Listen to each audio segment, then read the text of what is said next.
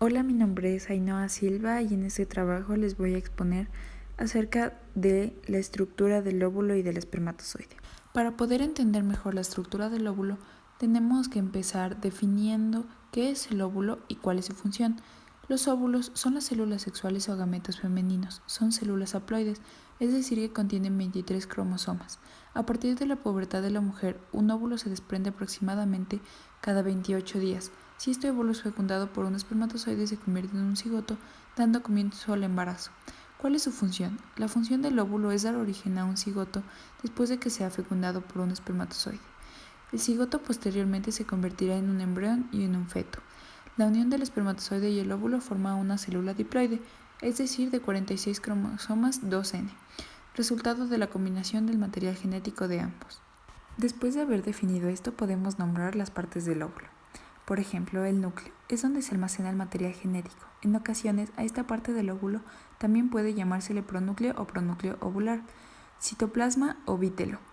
Es el citoplasma del óvulo y contiene sustancias que permitirán la nutrición del embrión durante sus primeros días. La membrana plasmática rodea el vítelo. Zona pelúcida. Capa gelatinosa que rodea la membrana plasmática. Se endurece una vez el óvulo ha sido fecundado. Corona radiada. Capa gelatinosa formada por numerosas células foliculares que tiene como función proteger al óvulo e intervenir en la formación de la placenta. Membrana citoplasmática. Se convierte en clave a la hora de que pueda producirse el intercambio de iones. Vamos a continuar con la estructura del espermatozoide. ¿Qué es el espermatozoide? Los espermatozoides son las células sexuales o gametos masculinos.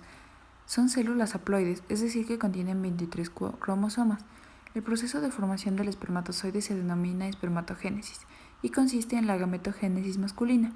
¿Cuál es su función? La función del espermatozoide es conseguir fecundar el óvulo, el gameto femenino, para que se dé origen a un cigoto que se convertirá posteriormente en embrión y en feto.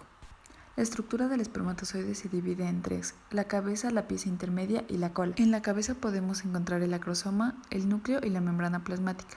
El acrosoma contiene enzimas proteolíticas que ayudan a deshacer la zona pelúcida del óvulo para poder penetrar en su interior sin problema. Núcleo es donde permanecen condensados los 23 cromosomas, es decir, la mitad de la información genética del futuro embrión.